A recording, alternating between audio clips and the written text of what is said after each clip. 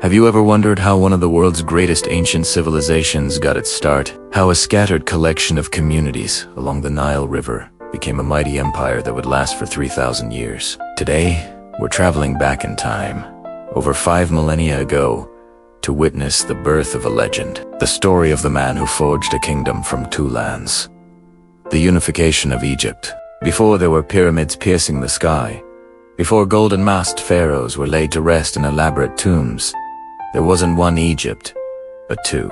Imagine the Nile River, the lifeblood of this land. In the south, nestled in the narrow, winding river valley, was Upper Egypt. It was a rugged, moraisal. Then, as the river flowed north towards the Mediterranean Sea, it fanned out into a lush, fertile delta. This was Lower Egypt, a land of marshlands in abundance. These two lands had their own distinct cultures, their own rulers, and even their own symbols. Upper Egypt was represented by the elegant white crown, the hedjit, and the lotus flower. Lower Egypt was symbolized by the fiery red crown, the deshret, and the papyrus reed. For centuries, these two regions existed side by side, sometimes peacefully, sometimes not. They were like two powerful siblings, sharing a home but vying for control. The stage was set for a dramatic change, for a leader who could see a future where it became one. Around 3100 BCE, that leader emerged. History knows him by a few names, most famously Menes, but archaeological evidence points to a powerful king named Narmer. The story goes that Narmer, a ruler from the south from Upper Egypt, embarked on a monumental campaign of conquest. His goal was not just to defeat his rivals in the north, but to unite the two lands under a single banner, his banner. The most incredible piece of evidence we have for this event is a small, unassuming artifact that tells a gigantic story. The Narmer palette, discovered in the late 19th century, this ceremonial stone slab is one of the most important archaeological finds in history. It's essentially the world's first historical document, a piece of political propaganda carved in stone. Let's take a closer look at what it shows us. On one side, we see Narmer, larger than life, wearing the white crown of Upper Egypt. He's in a classic victorious pose, raising a mace to strike down an enemy from the north. Beneath his feet are other defeated foes.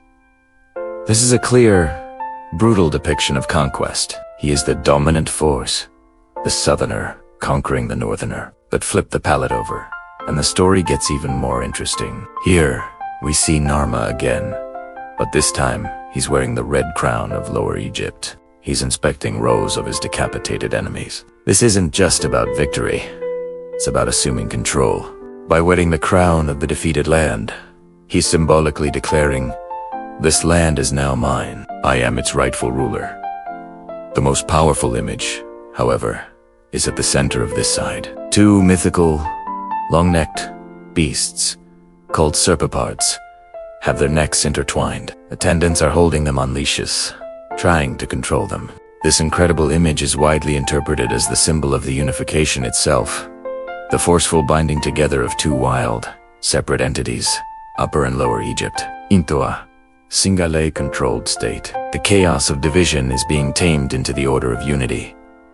The Narmer palette isn't just a record of a battle, it's the birth certificate of a nation. So, why was this unification so incredibly important? It wasn't just a change of leadership. It was the beginning of everything we associate with ancient Egypt. By bringing the two lands together, Narmer Menes created a single, powerful kingdom with a vast pool of resources and manpower. This concentration of power was the catalyst for an explosion of cultural and technological development. This new, unified state needed a central administration, which led to the development of hieroglyphic writing to keep records of taxes, trade, and royal decrees. It needed a capital city, and the legendary city of Memphis was founded, strategically placed near the junction of Upper and Lower Egypt to govern both lands.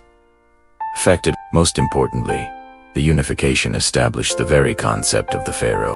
The king was no longer just a regional chieftain. He became a divine figure, a god on earth, responsible for maintaining cosmic order, or Met. The symbol of his authority was the new double crown, the Patient, which brilliantly combined the white crown of the south and the red crown of the north into one. When you see a pharaoh wearing that iconic crown, you are looking at the direct legacy of Narmer's unification. This newfound stability and wealth allowed the Egyptians to think bigger than ever before. It laid the foundation for monumental architecture. The early mastaba tombs of the first dynasties would evolve, within just a few centuries, into the breathtaking step pyramids and then the Great Pyramids of Giza.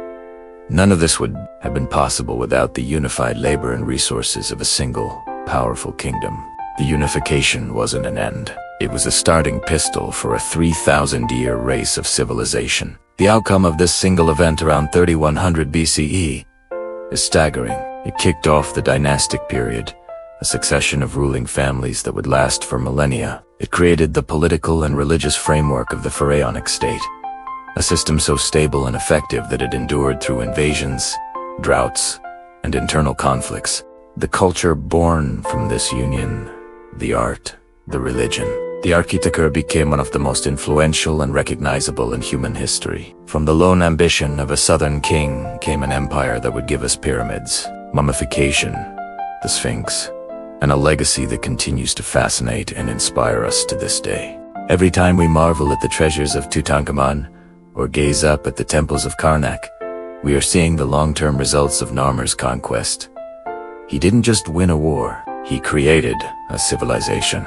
The story of Narmer and the unification is a powerful reminder that sometimes, from conflict and division, a lasting and brilliant unity can be forged. Thank you so much for joining me on this journey back to the dawn of ancient Egypt. It is a story that truly shows how one pivotal moment can shape the course of history for thousands of years. If you found this fascinating, please hit that like button and subscribe to the channel for more deep dives into the incredible stories of our past. Let me know in the comments what ancient event you'd like to explore next. See you in the next video.